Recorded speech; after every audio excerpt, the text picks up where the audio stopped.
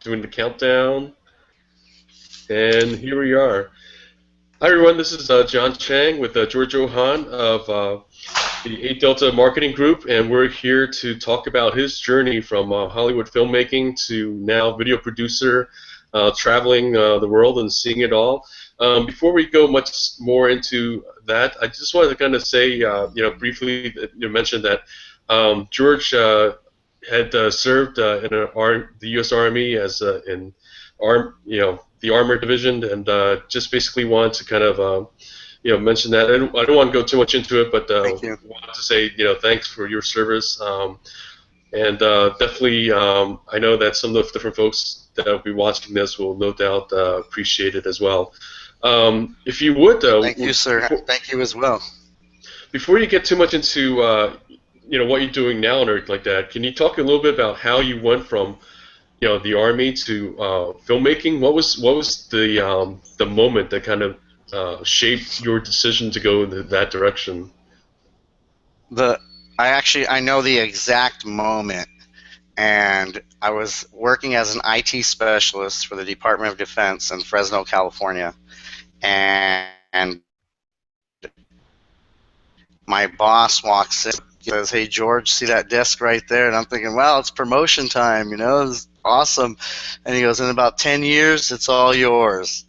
And I was just thinking to myself, in 10 years, I get a promotion. Man, I have to do something. This is not me. I was in the Army for 8 years, and now I'm sitting here in Fresno, California at a desk job, and it was great money. It was actually pretty gratifying work. I liked what I was doing, but I just didn't see myself doing that forever. So I had to make a change, and that was it.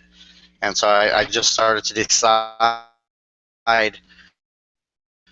would I be willing to do? What industries would I be willing to get into? So I just started deciding and narrowed it down to 3 industries. And within those industries, I had to decide, what jobs do my skills most nearly match up with? And once I did that, I finally narrowed it down to entertainment and producer.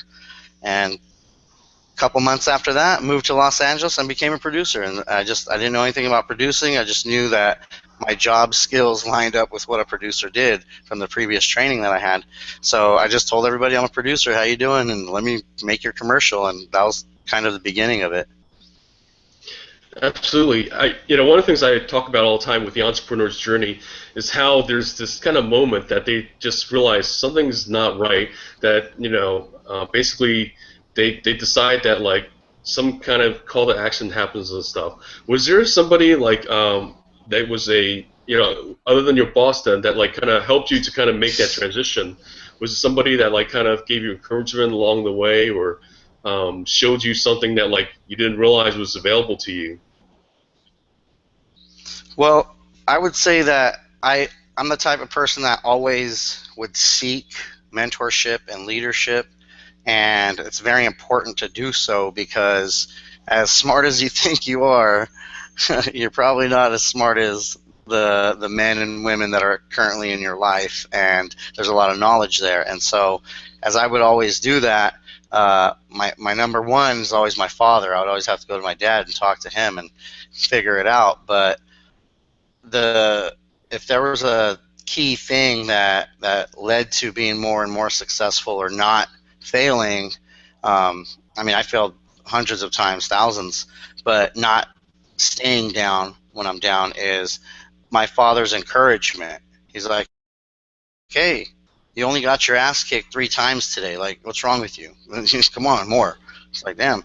So it was always, it's okay to not make it, but you got to keep going. And that's the thing, is I surround myself around a lot of people that have that same mentality and that same thought process. So that was the only way it was okay to think. If you thought some other way, it's like, whoa, what's wrong? Why are you not trying harder? Why are you not trying more? So I That would is say, that is uh, having mentors like that is that. so key though. Like like one of the sayings that John Lee Dumas of Entrepreneur on Fire, who coincidentally actually was an army officer, talks about all the time, is that idea of all ships rise to the tide. You have to surround yourself with people who are positive and successful in the sense of like that they're determined, not necessarily successful in the moment in terms of their current state and stuff. Maybe they're still, just growing their business or just getting started and stuff. But it's that success mentality that it's not about setbacks, but about how you face them. That is so much, the case though, as you were talking about. Would you say though that like what was there like a moment that like really before things started kind of turning around for you that like you thought, I don't know if I'm going to make it. Like can you take us there to that moment where you kind of like really started kind of doubting yourself and kind of wondering whether you were going to be able to make it then? Man, I had a moment of doubt this week. Really honest, that doubt is there. That's the devil playing tricks on you. That dude is right there always. And then you got to go back to this shoulder and be like, come on, man, we can do this. Let's beat this guy up, because it's always that good versus evil, and that's the entrepreneur's fight. That's our fight. That is everyone I'm sure understands is like, oh man, I suck. Oh man, I don't know. And then somebody tells you, damn it, you're good enough. What the hell are you doing? You need to get out there. And you're like, yeah, that's right. And that's what you needed. And that's what it is on a day-to-day basis. That's why it's so important to every conversation that I can have. Let me have it with a positive person. If I'm going to positive, if I'm going to look at something on my Facebook timeline, let it be a John Chang, post about positivity, or something new going on with technology where I'm going to learn something. That's the only thing we can do is those little gaps of time. We got to just stuff those with that positivity, because that doubt's always there. That doubt is always there, and I have to go back. I'm very bad at giving myself credit, and a couple of my mentors have taught me certain things to go do, and I have to go back and list on an actual piece of paper, write out the good things that I've done within the last 10 days. And every time I need more than one paper. And I'm like, oh shit, okay, I'm tripping, dude. That's awesome. What? I'm doing That, good.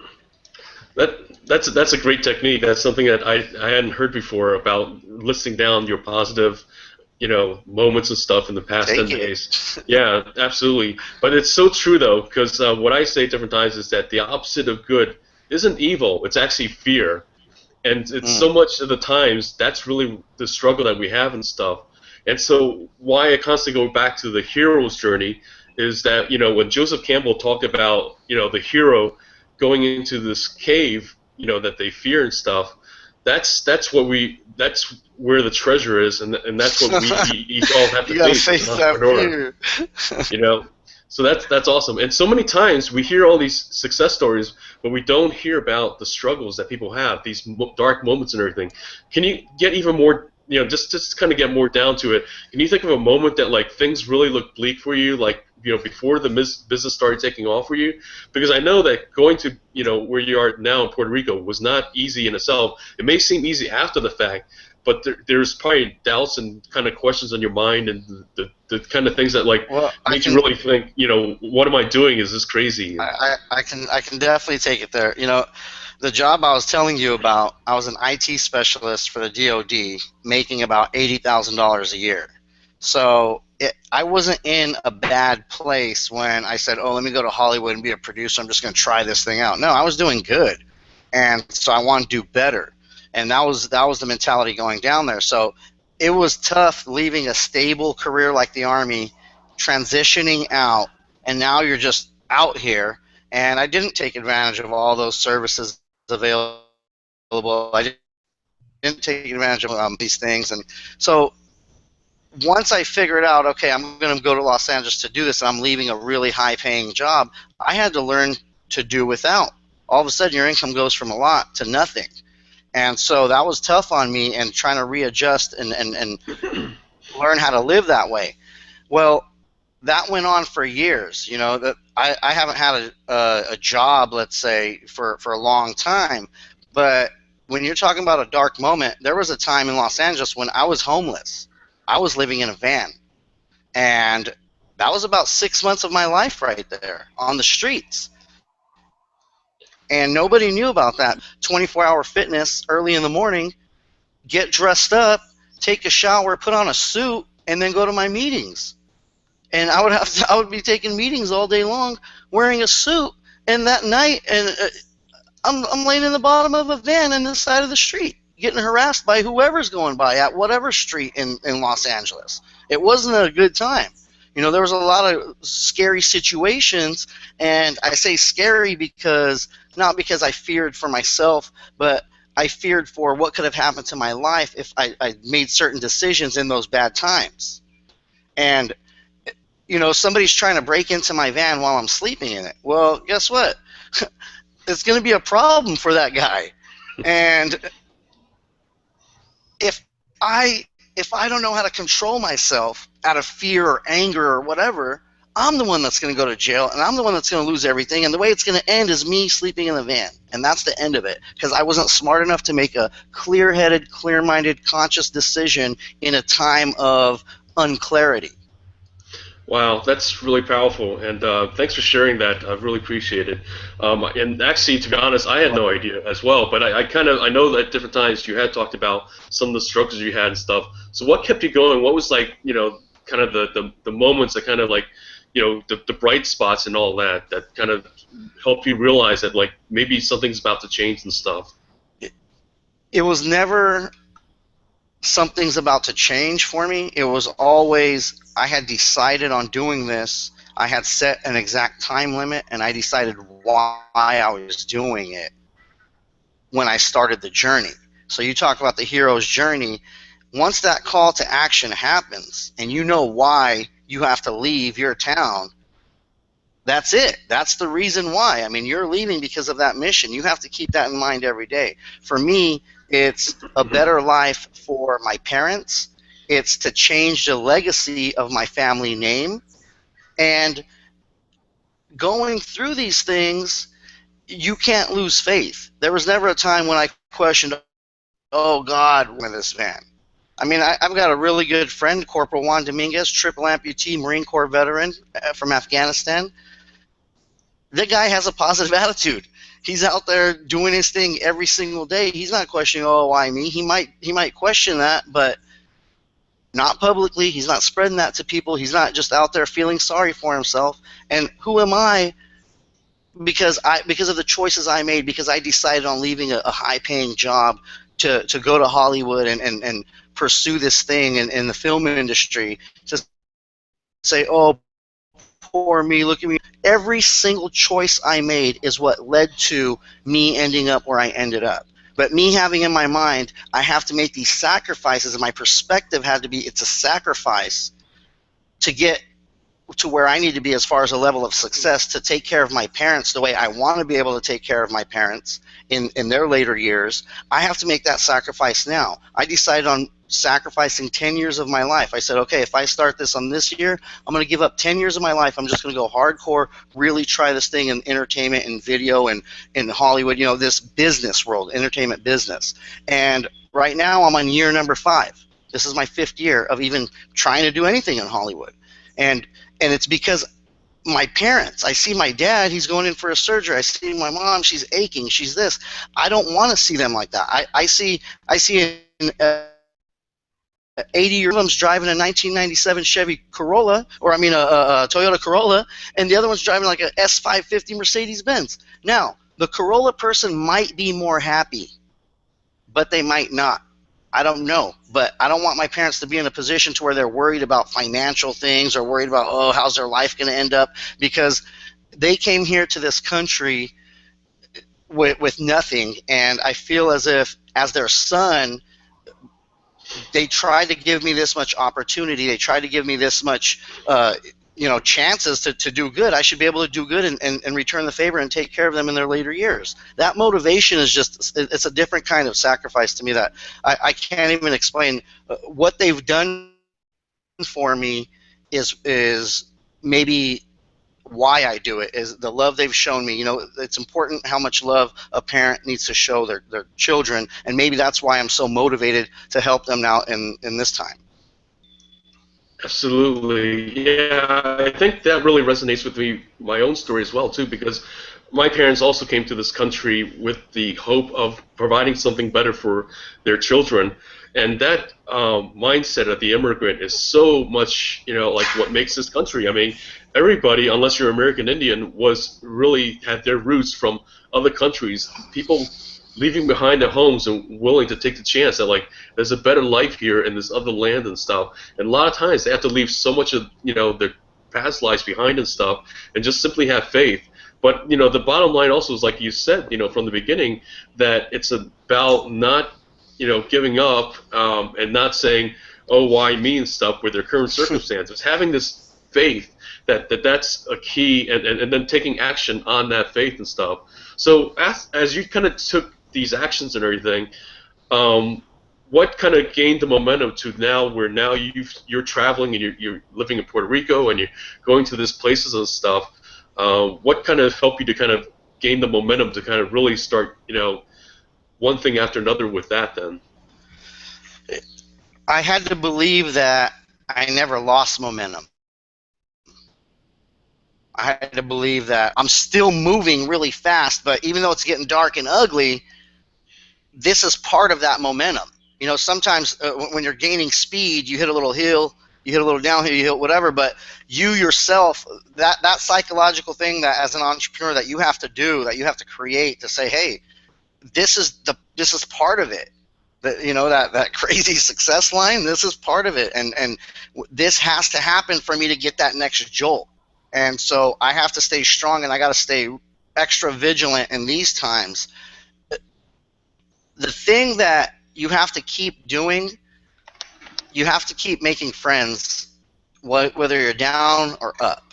And I don't want to call it networking because I'm actually talking about making friends. People in the eyes, you have to keep talking to people, you have to keep trying to understand their story. They have to believe that you're interested in them, and you truly have to be interested in what people are trying to do. Those people will come back, and when you finally need that extra little jolt, it's like, holy shit, I got 50 people here that support me. I didn't even know about that. That's where you're getting those little pushes of momentum. That's where I get it from unexpected places, but it's because I planted those seeds along the way, and I did it the right way. I didn't do it for ill intentions. I did it because I'm being friendly, and so when the time comes where I need that, those people remember that.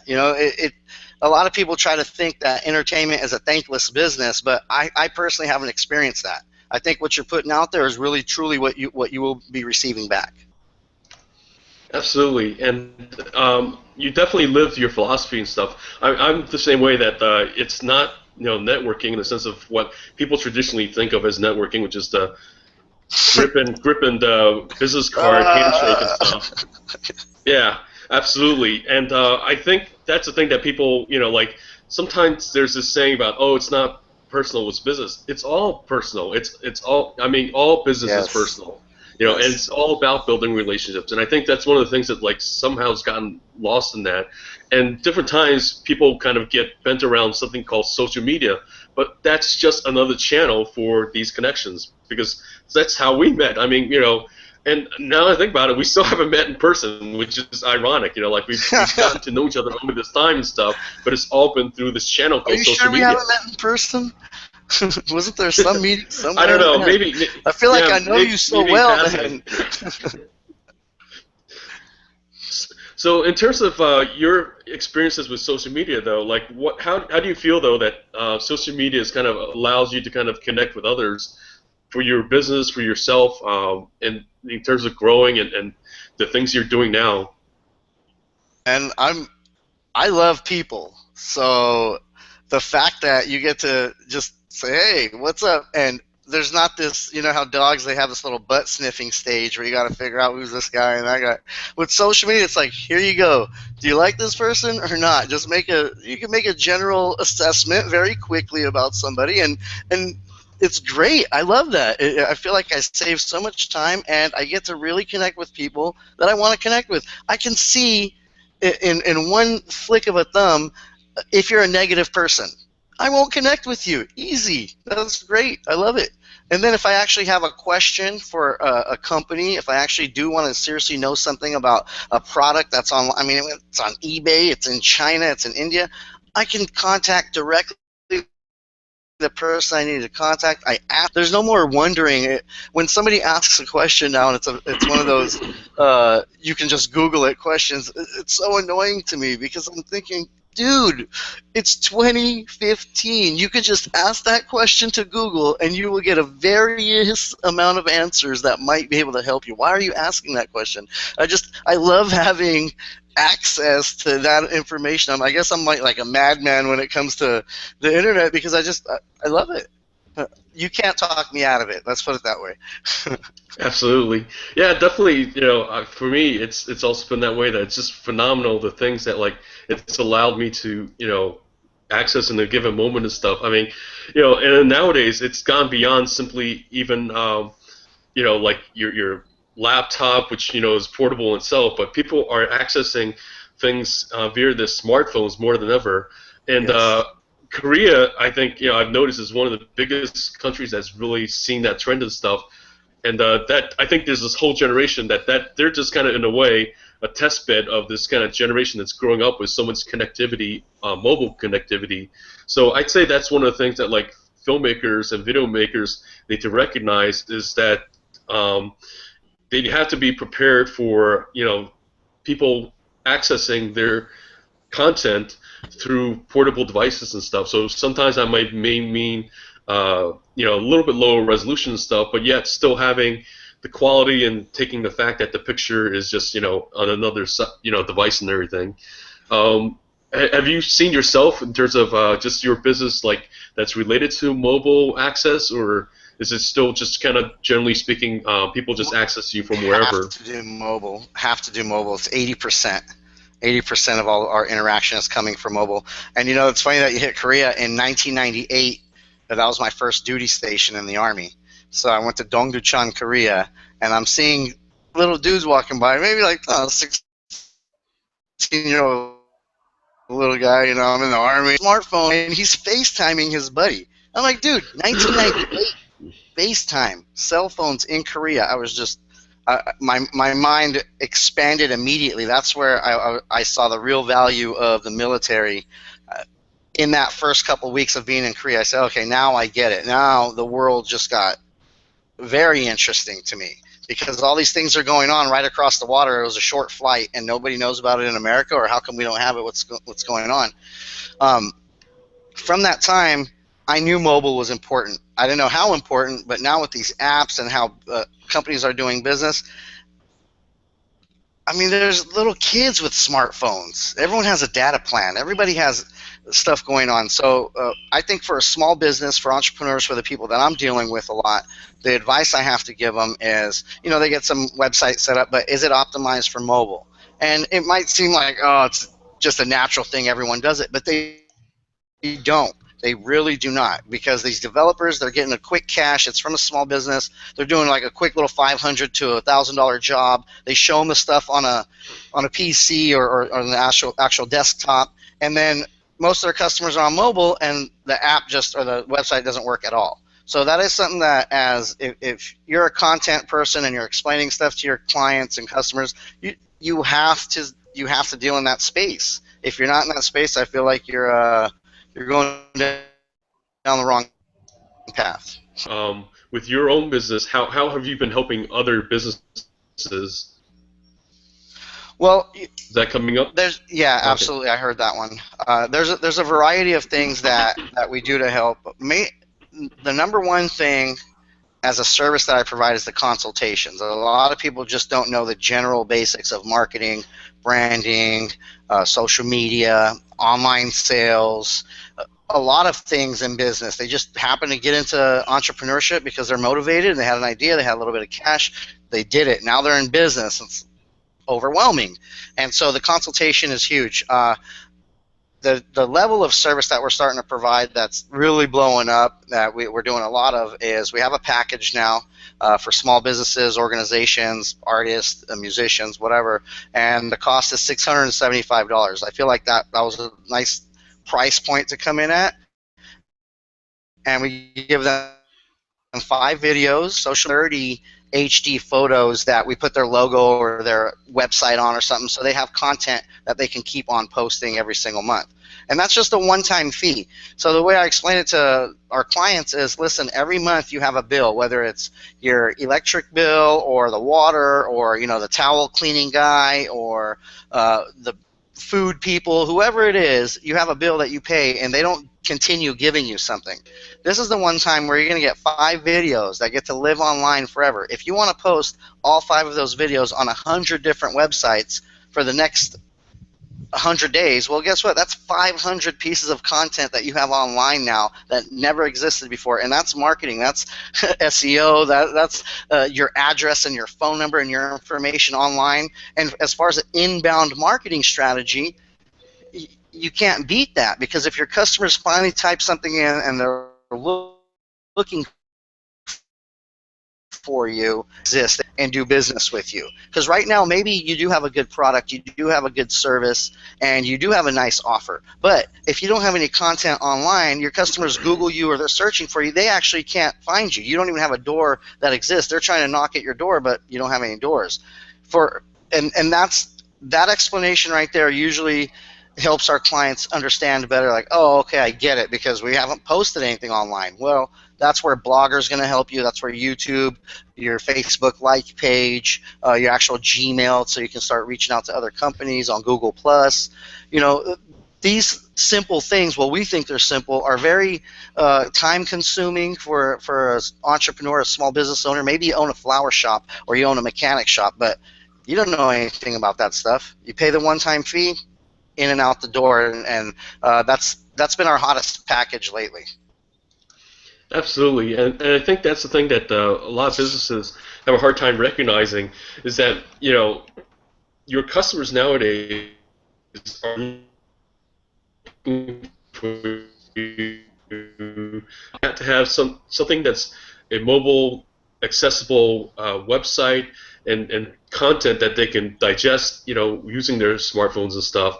And then on top of that, it's not going to be just a one time, because if you just are buried in all that noise that's going on with everything that's out there, that we're not even talking about advertisements nowadays. We're talking about just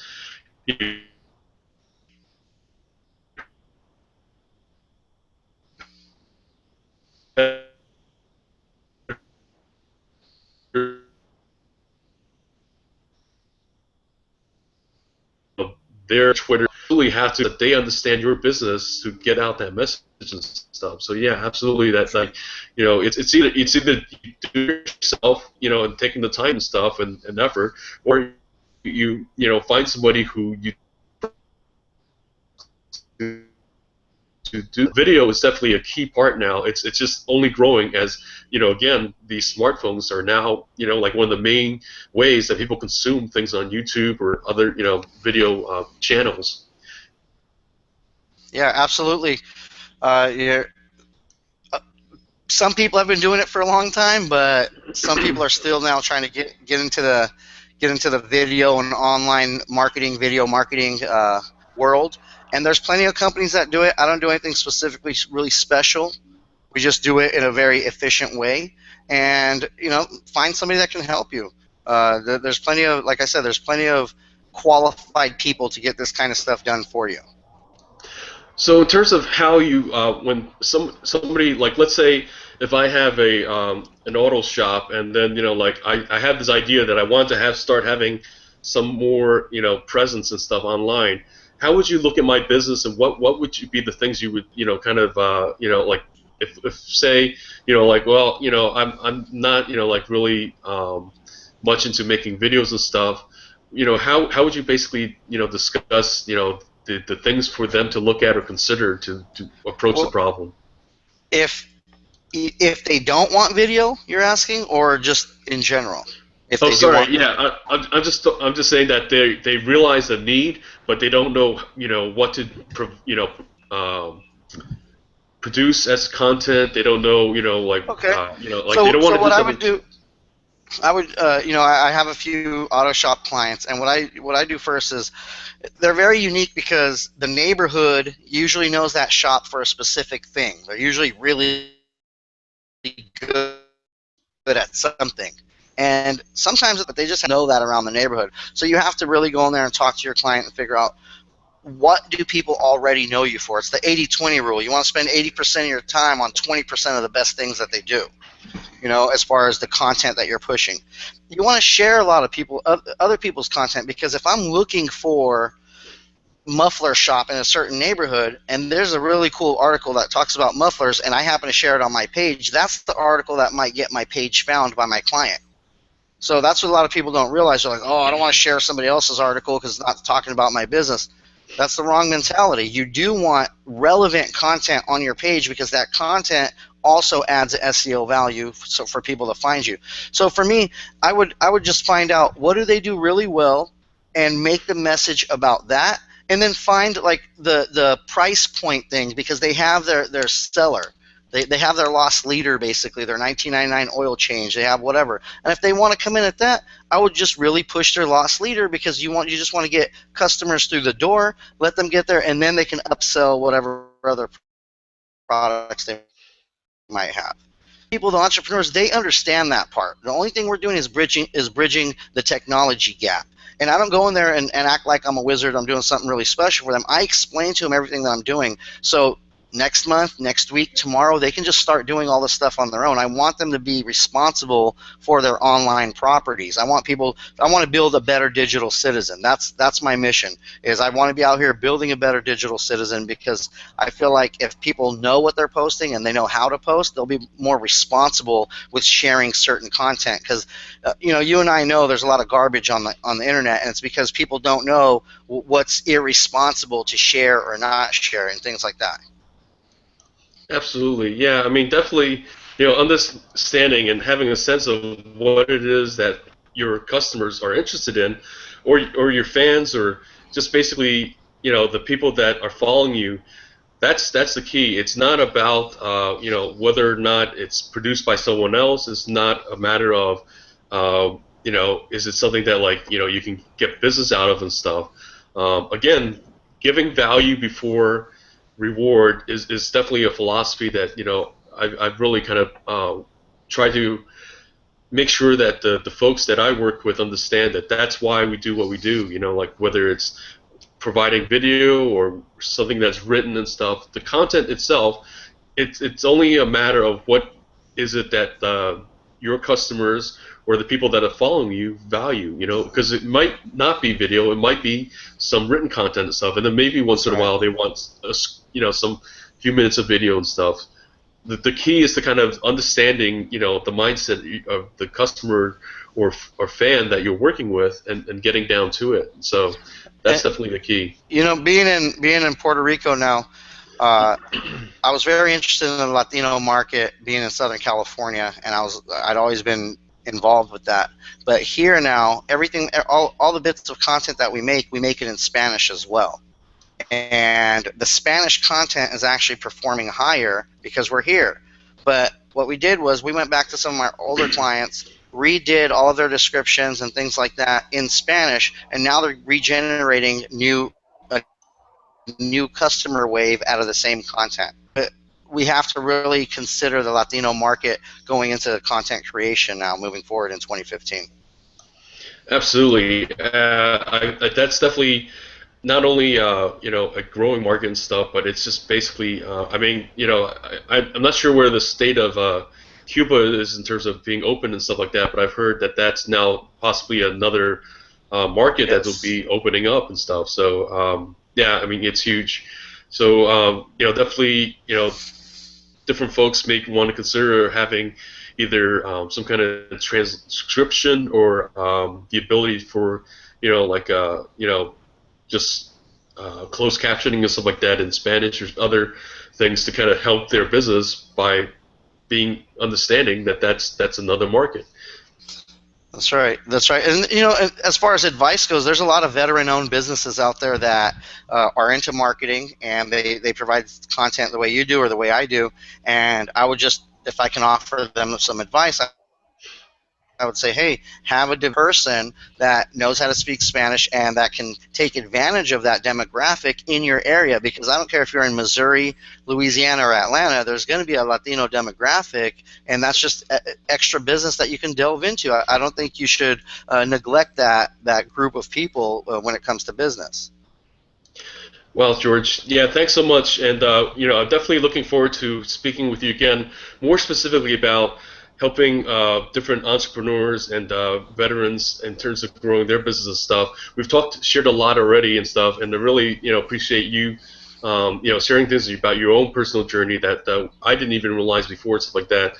So I think that's really been inspiring for myself, and I know that there's other folks who I'm sure are going to be, looking to you as well, not only for your leadership in the past, but in going forward. So we'll definitely plan on having another talk in the future.